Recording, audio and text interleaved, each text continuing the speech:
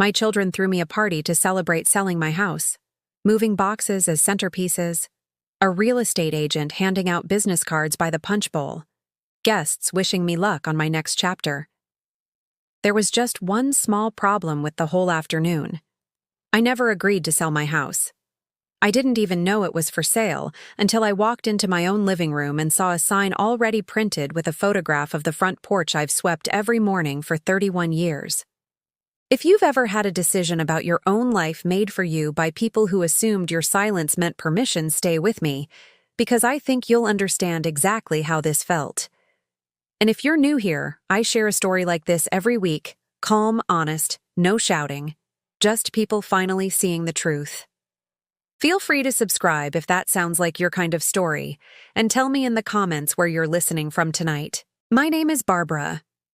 I'm 68 years old, and I live just outside Nashville in the house my husband Walter and I bought in 1993, back when the neighborhood was still mostly farmland, and the closing price felt terrifying at the time, back when we sat at our old kitchen table in our first apartment and did the math 3 separate times before we let ourselves believe we could actually afford it. Walter passed 3 years ago after a long illness that I nursed him through in that same house in the same bedroom where we'd slept for 3 decades because he wanted to die at home and I wanted to give him that whatever it cost me, and it cost me a great deal in ways I'm still finding out even now. The house has been paid off for 11 years. There's no mortgage, no lien, nothing complicated about it. It is in the plainest legal sense entirely mine and in every sense that actually matters. It is the last place that still holds the whole shape of my marriage inside its walls. Walter's handwriting still on the pencil marks in the pantry doorway, where we measured our kids growing up. His workshop still exactly as he left it in the garage, his reading glasses still in the drawer of his nightstand because I've never quite been able to make myself move them. The rose bushes he planted the year our daughter was born still bloom every spring along the back fence, and every April, I cut the first bloom and put it in a small vase on the kitchen windowsill the way I have every year since he passed. I have 2 children. My son Todd is 41, and after several career changes over the years, a stint in sales, a failed attempt at a landscaping business, 2 years managing someone else's restaurant before deciding he wanted his own. He opened a barbecue restaurant 2 years ago with money he'd saved and a loan. He never fully explained the terms of something I noticed at the time, but didn't push, because I've always tried to let my children make their own choices, even the ones that worried me.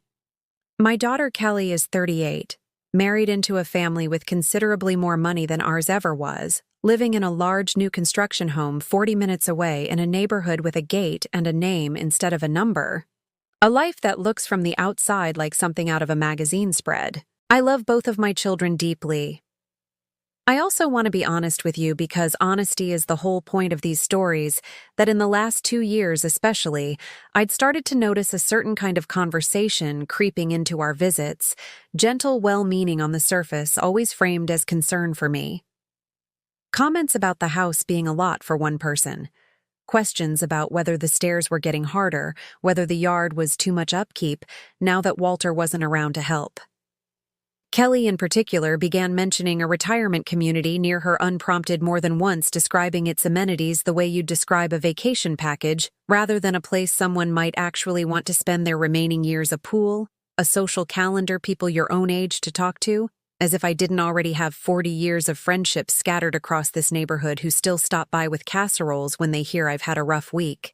I told them both clearly on more than one occasion, sitting right at this same kitchen table, that I had no intention of selling the house. I told them I was healthy, that I managed the stairs and the yard just fine, that Walter's roses needed tending, and I intended to be the one tending them for a long time. Yet that this house was not a burden to be solved, but a home I still very much wanted to live in. I thought each time that the conversation was closed. I understand now, looking back, that I was the only one in the family who thought that. The Saturday it happened started like an ordinary family gathering, the kind I'd hosted 100 times before.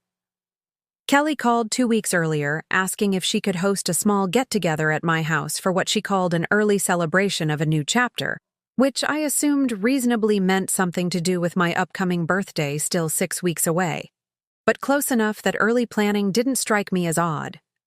I spent the morning baking the way I always do. When family comes over, a lemon pound cake and a tray of deviled eggs humming along to the radio in a kitchen that still smelled faintly of Walter's aftershave, if I stood close enough to his old recliner in the next room.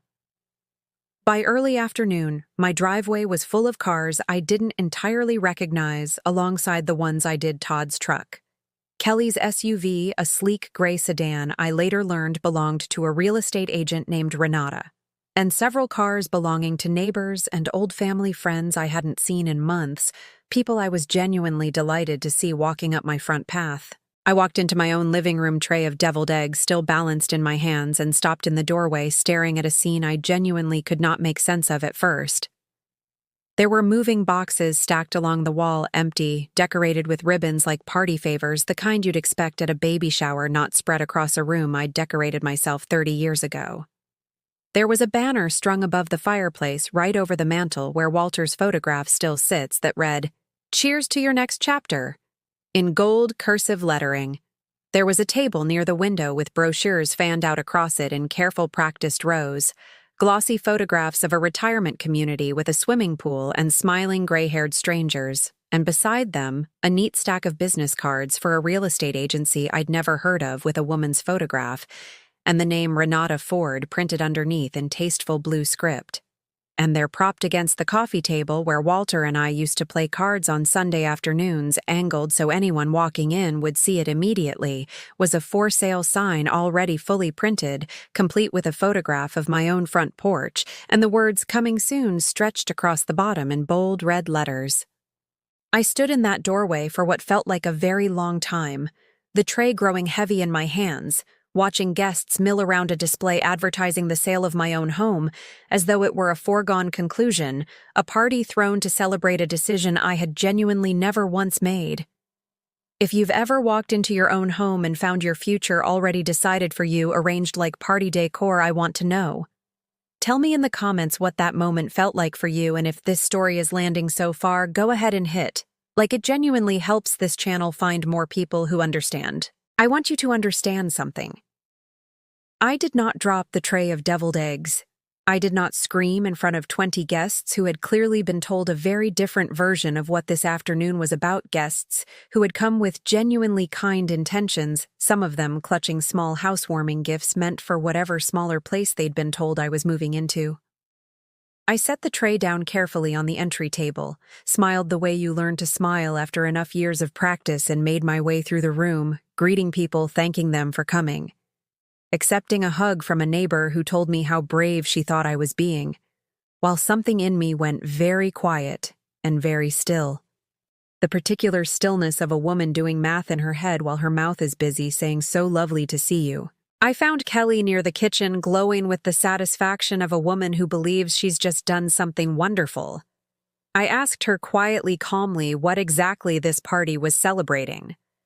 She looked at me with genuine confusion, the kind that told me she truly believed I already knew, and she said, "Mom, your next chapter." The house.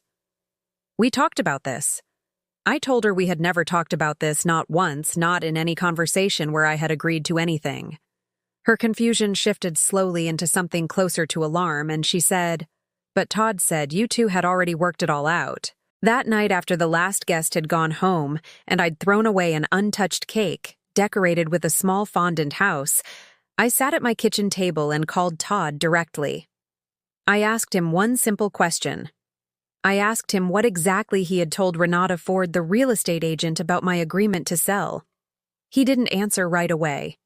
And in that silence, I understood with a sinking, sickening clarity that this had gone much further than a well-meaning party planned around a false assumption. Over the following week, I did what I've always done. When something in my life stopped adding up, I gathered facts methodically, calmly, before I let myself react to any of it. I called Renata Ford myself directly and asked her to explain in detail exactly what arrangements had already been made regarding my house. What she told me made the floor of that kitchen feel like it was tilting beneath me. There was a signed listing agreement on file dated 3 weeks earlier, authorizing her agency to list the property complete with a signature at the bottom that appeared at a glance to be mine. There was already an accepted offer, a cash buyer contingent on a closing date 22 days away.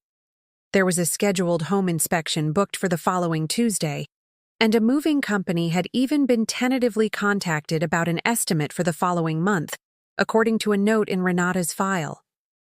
I asked Renata to email me a copy of that listing agreement, immediately keeping my voice as even and businesslike as I could manage, while my hands trembled slightly around the phone. When it arrived, I sat with it at my kitchen table under the same lamp where I used to help both my children with their homework decades earlier, correcting Todd's long division and Kelly's spelling lists under that exact warm yellow light, and I studied that signature line for a long time. It was close. Whoever had signed it had clearly practiced, had clearly studied the loops of my actual signature from somewhere, a birthday card perhaps, or one of the checks I'd written Todd over the years to help with the restaurant checks he'd have had easy access to for months. But it wasn't mine. I've signed my name tens of thousands of times in 68 years on mortgage documents, on Walter's hospital paperwork, on report cards, and permission slips for 2 children over 2 decades. I know exactly how my own hand moves the particular hitch in the capital B, the way my final letter always trails slightly upward. This signature didn't do either of those things. I called my attorney, a woman named Diane Suarez, who had handled Walter's estate 3 years earlier and knew our family's history well, having sat across from me at this same table during some of the hardest weeks of my life. I brought her the listing agreement, and together over the course of that week, we quietly gathered everything we needed. I found, going back through old emails Todd had apparently forgotten I still had access to, on a shared family calendar account we'd set up years ago to coordinate holiday plans, a message from Todd to Kelly, sent 5 weeks earlier, that read in part that the restaurant needed a real infusion, not another loan, and that once the house sells, Mom's going to be sitting on close to $400,000 free and clear, more than enough to help me and still get her something nice and small. I found a second email from Kelly to Todd asking if he was sure Mom was actually okay with this, to which Todd had replied that he'd handle Mom, and that it would be easier to ask forgiveness than permission with her sometimes.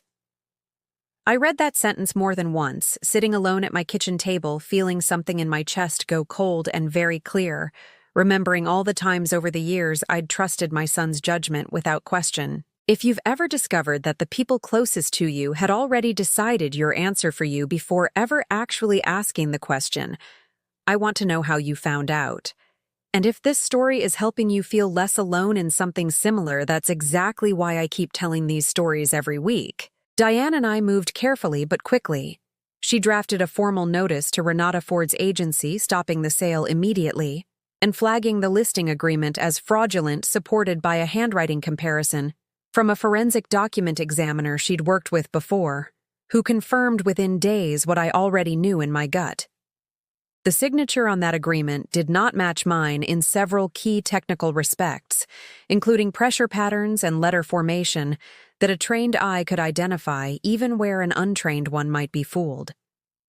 Diane also advised me gently but clearly, sitting across from me in her office with a box of tissues she never once had to push toward me, that I had every legal right to file a police report regarding the forgery, and that whether I chose to pursue that formally was entirely my decision to make, not anyone else's, for possibly the first time in this entire situation. I called a family meeting of my own at my kitchen table, the same one where all of this had unraveled, the same one where I'd once helped both of them with homework, where Walter and I had eaten 10,000 ordinary dinners together. Todd and Kelly sat across from me side by side the way they used to sit when they were children, waiting to hear whether they were in trouble. I laid out calmly exactly what I'd found: the forged signature, the confirmed handwriting analysis, the emails between the two of them planning a sale I had never once approved. I watched Todd's face move through several stages I recognized from his childhood: the instinct to explain, then to minimize. Then finally something closer to genuine shame, the kind that made him look for a moment like the 8-year-old who used to confess to broken lamps before I'd even noticed they were missing. He admitted it. He said he'd been desperate about the restaurant's finances, that a supplier was threatening to cut him off within the month, that he'd convinced himself in the moment, standing in Renata's office, signing that agreement, that I would have said yes eventually anyway. So the signature felt to him like a technicality rather than a real betrayal, a shortcut through a conversation he assumed would end the same way. Regardless, he said he genuinely believed, right up until I confronted him at that table, that he was solving a problem for both of us, that I'd thank him once the money was actually in hand. I told him as steadily as I could manage my voice not rising, even once, that she would have said yes. Eventually is not a sentence anyone gets to decide on someone else's behalf, that a mother's silence is not a blank check for her children to fill in however it suits them, and that forging my name on a legal document wasn't a technicality. It was a crime committed against his own mother in a house his father died in, using a signature he'd practiced from checks I'd written him out of love and trust. Kelly beside him said very little, mostly crying quietly, insisting over and over that she hadn't known about the forgery, specifically only about the general plan, which I believed, though it didn't entirely absolve the part she'd played in going along with an assumption she'd never once bothered to confirm with me directly. It's been 4 months now. I did not file the police report, though. I want to be honest that I came very close, and I sat with that decision for nearly 2 weeks before I made it, weighing what justice would actually look like against what I could live with for the rest of whatever years I have left with my son. What I did instead was require through Diane that Todd formally acknowledge the forgery in writing, seek proper financial counseling for the restaurant through legitimate channels instead of desperate shortcuts, and repay. Over time, the retainer fee I'd had to pay Diane to untangle the mess he'd created. Kelly, for her part, has been quieter since that kitchen table conversation, more careful, though I sense she's still working through her own complicated feelings about how much she genuinely didn't know versus how much she simply chose not to ask, a distinction I think she's only beginning to fully sit with. I still live in my house. Walter's roses bloomed again this spring, right on schedule along the same back fence they always have, and I cut the first bloom and set it in the small vase on the windowsill, same as every year. I haven't spoken to a real estate agent since, and I don't intend to anytime soon.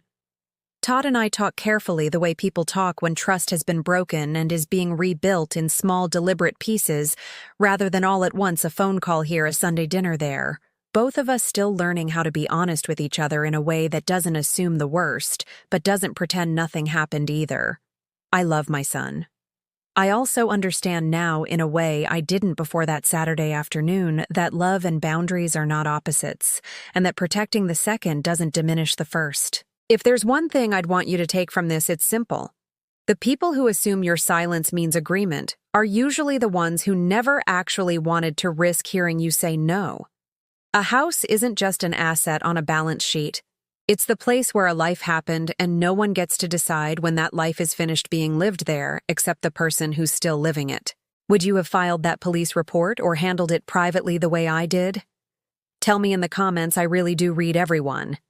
And if you know someone whose family has ever decided something about their life without ever actually asking them, send them this story. They might need to hear it today. I share a story like this every week, so if you'd like to hear the next one, go ahead and subscribe. I'll see you in the next story.